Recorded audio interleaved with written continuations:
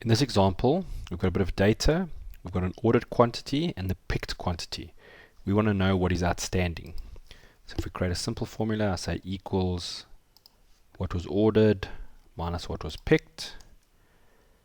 I'll copy it, go all the way down and paste it. You'll notice we've got a whole bunch of value errors.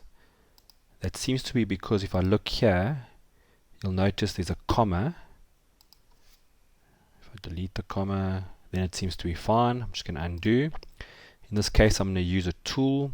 So what I'm going to do is I'm going to highlight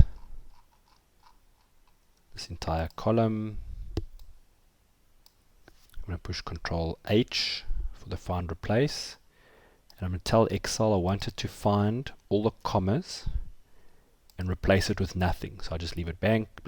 When I say replace all, it says it's found it. I say close, and you'll notice it's now giving me the actual outstanding picks.